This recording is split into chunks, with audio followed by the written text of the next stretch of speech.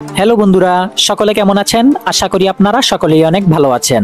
তো বন্ধুরা, বর্তমানে বাজারে এমন এমন 125 সিসির বাইকগুলো আসতেছে যেগুলোর দাম, পারফরম্যান্স, ফিচার্স এবং টেকনোলজি আমাদের পরিচিত সকল 150 সিসি বাইকের সমান, অথবা কিছু কিছু দিক দিয়ে সেগুলো আরো বেশি। তো এখন কথা হলো, তাহলে আমরা কি বর্তমানে 150 সিসির বাইক না কিনে 125 সিসির বাইক কিনবো? এই উত্তরটাই আজকের ভিডিওতে জানানোর চেষ্টা করব। তো আপনার বাজেট, মাইলেজ, পাওয়ার, লুকস, ফিচার্স এই সব দিক বিবেচনা করে আপনাদের এত একটা ক্লিয়ার ধারণা দিব যে আজকের ভিডিওটি আপনারা শেষ পর্যন্ত দেখে 100% নিশ্চিত হয়ে যাবেন যে কোন বাইকটা আপনার জন্য সেরা। আপনি কি 150 সিসির বাইক কিনবেন নাকি 125 সিসি? তো শুরু করছি আজকের ভিডিওটি শুরু করার আগে আপনাদের সকলের কাছে আমার আবেদন, আপনারা যদি আমার চ্যানেলে নতুন হয়ে থাকেন এবং আমার ভিডিওগুলো যদি আপনাদের কাছে উপকারী মনে হয় তাহলে অবশ্যই ভিডিওতে একটি লাইক করবেন এবং চ্যানেলটিকে সাবস্ক্রাইব করে সাথেই থাকবেন। তো শুরু করছি আজকের মূল ভিডিওটি। শুরুতেই আমরা দেখব বাংলাদেশে 10 বছরে বাইক মার্কেটটা কেমন বদলালো। আগে কিন্তু বাইক মার্কেটের মধ্যে 100 থেকে 125 সিসি বাইকই ছিল মূল বাজার, আর এখন বর্তমানে যুবকরা স্টাইল, পাওয়ার আর পারফরম্যান্স চায়। আর আগে যেখানে 150 সিসি বাইক মানেই ছিল হায়ার সিসি, আর এখন সেটা স্ট্যান্ডার্ড সেগমেন্ট। মানে বর্তমানে 150 সিসির বাইকগুলো হলো মিডিয়াম সেগমেন্টের বাইক ধরা হয়, মানে খুব বেশিও না কমও না। কিন্তু বর্তমান সময়ে জ্বালানির দাম অনেক বেড়েছে, আর এই জন্য কিন্তু এখন মাইলেজটাও অনেক গুরুত্বপূর্ণ বিষয়। এখন প্রায় 70% মানুষই বাইক কেনার ক্ষেত্রে তাদের বাজেট দেখে, আর 30% মানুষ বাইকের লুকস এবং পাওয়ার দেখে। তাই 125 সিসি নাকি 150 সিসি এই দ্বন্দ্বটা কিন্তু খুবই রিয়েল। তো দুইটা সেগমেন্টের মধ্যেই কিন্তু আলাদা আলাদা অনেক সুবিধা আছে। এখন আপনার চাহিদা আর আপনার সাধ্য অনুযায়ী আপনি নিজেই সিদ্ধান্ত নেবেন যে কোনটা আপনার জন্য উপযোগী। তো শুরুতে আমি আপনাদেরকে 125 সিসি বাইকগুলোর সুবিধাগুলো বলি। এক নম্বর যে সুবিধাটা পাওয়া যায় সেটা হলো 125 সিসি বাইকের মধ্যে অসাধারণ মাইলেজ পাওয়া যায়, আর সেই মাইলেজটা প্রায় 55 থেকে 65 কিলোমিটার হয়ে যায় বাস্তবে। আর 150 সিসির তুলনায় 125 সিসি সব সময় কিন্তু কম খায়, আর এটাই স্বাভাবিক, যেহেতু 125 সিসি হলো ছোট বাইক, আর ছোট বাইক কম খাবে, এটাই স্বাভাবিক। যারা প্রতিদিন আপনারা 30 থেকে 50 কিলোমিটার বাইক চালান কোনো কাজের ক্ষেত্রে অথবা অন্য কোনো ধরনের কাজে, তাদের জন্য কিন্তু 125 সিসি বাইকই পারফেক্ট। এরপরে 2 নম্বর যে সুবিধা সেটা হলো কম মেইনটেনেন্স খরচ হয়। 125 সিসি বাইকের মধ্যে ছোট ইঞ্জিন ব্যবহার করা হয় এবং কম লোড হয়, এবং পার্টস গুলো সস্তা, আর সার্ভিস চার্জও খুব কম হয়। আর এই জন্য কিন্তু আপনারা 125 সিসি বাইক যারা ব্যবহার করবেন তারা কিন্তু অনেক টাকা সেভ করতে পারবেন।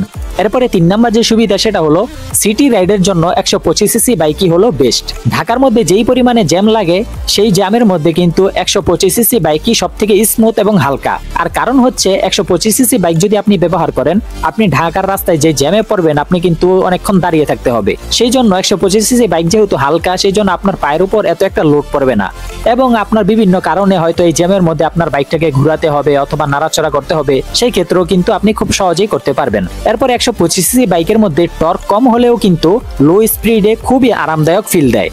এরপরে 4 নম্বর যে সুবিধা সেটা হলো ইন্স্যুরেন্স এবং রেজিস্ট্রেশন খরচ কম হয়। আপনারা যারা নতুন বাইক কিনবেন তারা কিন্তু রেজিস্ট্রেশন করতে হয়, বাইকের নাম্বার প্লেট করতে হয়, সেই ক্ষেত্রে কিন্তু সিসি লিমিট হিসেবে দামটা অনেক বেশি হয়। আর এই জন্য যারা 125 সিসি বাইক কিনবেন তাদের জন্য কিন্তু ইন্স্যুরেন্স এবং রেজিস্ট্রেশন খরচটা অনেকটা বেঁচে যাবে।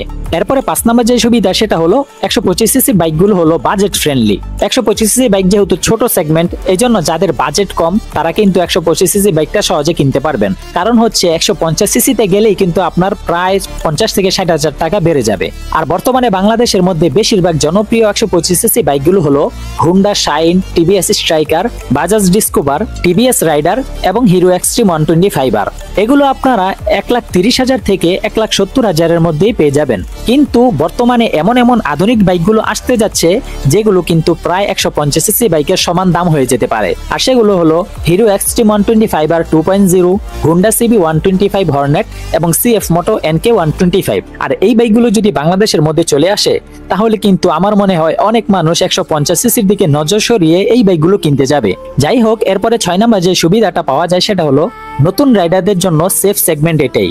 কারণ হচ্ছে যারা নতুন রাইডার আছেন তারা যদি শুরুতেই হায়ার সিসির বাইক নিয়ে নেন তাহলে কিন্তু তারা দুর্ঘটনা এবং বিভিন্ন ধরনের অ্যাক্সিডেন্ট করবেই। কারণ যারা নতুন রাইডার তাদের তো এখনো হাত সেরকমের চালু হয়নি, এজন্য তারা যদি পাওয়ারফুল কোনো জিনিস নিয়ে নেয় তাহলে কিন্তু তারা অনেক দুর্ঘটনায় পড়তে পারে। এজন্য যারা নতুন রাইডার আছেন তাদের জন্য 125 সিসি সেগমেন্টের বাইকগুলোই হলো সব থেকে বেস্ট, এবং এটাতে পাওয়ার কম, এই জন্য ঝুঁকিও কম থাকে। এরপরে 7 নম্বর যে সুবিধা সেটা হলো দীর্ঘমেয়াদে খরচ কম পড়ে। এই সব দিক দিয়ে 125 সিসির কোনো তুলনাই হয় না। তো আপনার যদি এই কারণগুলো দরকার হয় তাহলে আপনার জন্য 125 সিসি বাইকই পারফেক্ট। 150 সিসি অথবা তার থেকে বেশি কেনা আপনার জন্য হবে বিলাসিতা। তো এবার চলুন 150 সিসি বাইকগুলোর সুবিধাগুলো দেখি। এক নম্বর যে সুবিধাটা পাওয়া যায় 150 সিসি বাইকগুলোর মধ্যে সেটা হলো পাওয়ার এবং অ্যাক্সেলারেশন টর্ক। এই তিনটা জিনিস কিন্তু 150 সিসি বাইকের মধ্যে খুব বেশি পাওয়া যায়। আপনারা যারা চান একটু থ্রোটল দিলেই সাউন্ড হবে, সেই পুলি হবে, সেই থ্রোটল রেসপন্স হবে, তাদের জন্য 150 সিসি বাইকটাই সেই জিনিসটা দেয়। এরপরে 2 নম্বর যে সুবিধা সেটা হলো হাইওয়েতে স্টেবিলিটি দেয়। 125 সিসি বাইকগুলো হালকা হওয়ার কারণে হাইওয়েতে গেলে কিন্তু যখন আপনি অনেক স্পিড তুলবেন তখন অনেক কাঁপাকাঁপি করে। আর 150 সিসি বাইকগুলো যেহেতু একটু ভারী সেই কারণে সেটা অনেক স্টেবল থাকে। আর 150 সিসি বাইকগুলোর মধ্যে সাসপেনশনটা অনেক ভালো হয়ে থাকে। এই কারণে আপনারা যদি হাইওয়েতে 90 থেকে 100 কিলোমিটার পর্যন্ত স্পিড ওভারও করে ফেলেন তাহলেও অনেকটা স্টেবল ভাবে চলতে পারে। এরপরে 3 নাম্বার যে সুবিধা সেটা হলো 150 সিসির বাইকগুলোর লুকস এবং ডিজাইন। বাংলাদেশের মধ্যে 150 সিসির বাইকগুলোর লুকস এবং ডিজাইন কিন্তু 125 সিসির যে কোনো বাইক থেকে অনেকটা সুন্দর লাগে। আর বাংলাদেশের মধ্যে জনপ্রিয় 150 সিসির বাইকগুলো হলো ইয়ামাহা এফজেড সিরিজের বাইকগুলো, পালসার 150 এবং 160 এই বাইকগুলো, অ্যাপাচি আরটিআর 4B এবং 2B দুটোটাই কিন্তু অনেক সুন্দর লাগে। এরপরে হোন্ডা সিবি 150 এবং সুজুকি জিক্সার সিরিজের বাইকগুলো, এই সবগুলোতেই স্টাইল বেশি। এই কারণে এই বাইকগুলোই কিন্তু বাংলাদেশের যুবকদের কাছে বেশি প্রিয়। এরপরে 4 নাম্বার যে সুবিধা সেটা হলো 150 সিসির বাইকগুলোর রিসেল ভ্যালু অনেক বেশি পাওয়া যায় এবং খুব সহজেই আপনারা এটা বিক্রি করতে পারবেন। এরপরে 5 নাম্বার যে সুবিধাটা পাওয়া যায় 150 সিসি বাইকের মধ্যে সেগুলো হলো ব্রেকিং এবং কন্ট্রোল অনেক ভালো। ডিস্ক ব্রেক, এবিএস, মোটা টায়ার এই সব কিছু কিন্তু 125 সিসি বাইকের মধ্যে আপনারা পাবেন না। তবে বর্তমানে যে 125 সিসির বাইকগুলো আসতেছে সেগুলোর মধ্যে কিন্তু ডিস্ক ব্রেক এবং এবিএসটাও পাওয়া যাচ্ছে।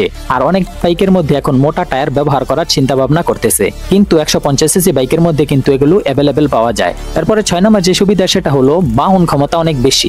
125 সিসির তুলনায় 150 সিসি বাইকের মধ্যে কিন্তু লোড অনেক বেশি নিতে পারে, যেহেতু এটা একটু বেশি সিসির বাইক। এরপরে 7 নম্বর যে সুবিধা পাওয়া যায় সেটা হলো রাইডিং কমফোর্ট। 150 সিসি বাইকগুলোর মধ্যে সিট, সাসপেনশন, হ্যান্ডেল সবকিছুই অনেক উন্নত থাকে।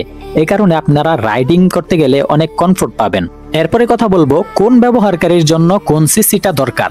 1 নাম্বার যারা আছেন ডেইলি অফিস করেন অথবা স্টুডেন্ট আছেন তাদের জন্য আমি বলবো যে 125 সিসির বাইক নিন, কারণ এতে করে আপনার প্রতিদিনের খরচটা কম হবে। জ্যামে আটকে গেলেও কিন্তু আরামেই থাকবেন, কারণ 125 সিসির বাইকগুলো তুলনামূলকভাবে অনেকটা হালকা। এই কারণে পায়ের উপর অনেক চাপ পড়বে না এবং মেইনটেনেন্স খরচ যেহেতু কম, এবং এই মেইনটেনেন্সের থেকে কিন্তু আপনারা বছরে বহু টাকা বেঁচে যাবে। আর যদি আপনি হাইওয়ে অথবা ট্যুরিং এর জন্য বাইক কিনেন তাহলে আমি আপনাদেরকে সাজেস্ট করব 150 সিসি ছাড়া উপায় নাই। আপনি যদি পারেন তাহলে 250 অথবা 300 সিসির বাইকও নিতে পারেন, কারণ সেখানে সেটাই দরকার। তো 150 সিসির বাইকগুলো হলো হাইওয়ে এবং ট্যুরিং এর জন্য বর্তমানে সর্বনিম্ন সিসি। এই কারণে আপনারা যদি এই কারণে বাইক কিনেন যে আপনি ট্যুরিং করবেন অথবা হাইওয়েতে রাইড করবেন, সেজন্য আপনারা 150 সিসির নিচে কিনলে লস হবে। আপনার 150 সিসি থেকে আর যত উপরের বাইক কিনতে পারেন।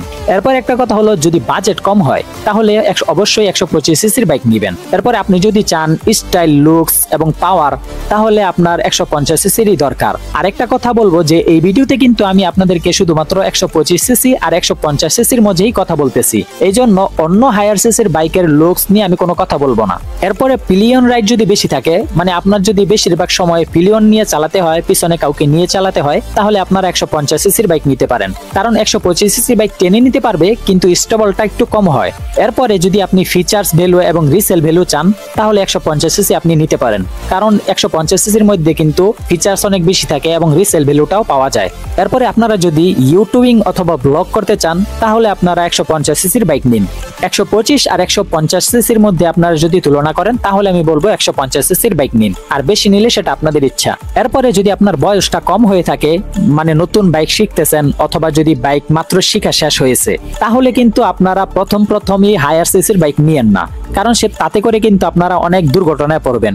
এই কারণে আপনারা যদি নতুন বাইক নিতে চান এবং জীবনের প্রথম কোনো বাইক নিচ্ছেন তাহলে আপনারা 125 সিসির বাইকটাই নেন, কারণ এটাই আপনার জন্য বেস্ট এবং নিরাপদ। এরপরে মাসিক খরচ যদি আপনি কমাতে চান 125 সিসির বাইকটা আপনাকে অনেক টাকা বাঁচাবে। এরপরে আপনি যদি চান টর্ক, সাউন্ড এবং থ্রোটল তাহলে 150 সিসির বাইকটা আপনাকে সেই ফিল দিবে। যদি আপনার বাজেট, জ্বালানি খরচ, জ্যাম এগুলোর উপর বেশি চাপ থাকে তাহলে আপনারা 125 সিসির বাইক নিন, এটা স্বাভাবিক এবং বুদ্ধিমানের সিদ্ধান্ত। কিন্তু আপনি যদি টাকা বাঁচাতে নয় বাইক চালাতে চান তাহলে পাওয়ার, লুকস, স্টেবিলিটি, রিসেল ভ্যালু এই সব কিছু চান তাহলে আপনারা 150 সিসির বাইক নিন, কারণ সেগুলো আপনার সেই চাহিদাটা পূরণ করতে পারবে। তো বন্ধুরা, এই ছিল 125 আর 150 সিসি বাইকের মধ্যে পার্থক্যগুলো। তো এখন আপনারা আপনাদের সিদ্ধান্ত নিতে পারবেন আশা করছি যে কোন বাইকটা আপনার জন্য কেনা উচিত। তো আজকের ভিডিওটি এই পর্যন্তই। আশা করি আপনাদের কিছু হলেও উপকার হয়েছে। তো যদি আপনাদের কাছে ভিডিওটা ভালো লাগে তাহলে ভিডিওতে একটি লাইক করবেন এবং এরকমের আরো অনেক ভিডিও পেতে অবশ্যই চ্যানেলটিকে সাবস্ক্রাইব করে আমার সাথেই থাকবেন। তো আজকে এখানেই বিদায় নিচ্ছি। আল্লাহ হাফেজ।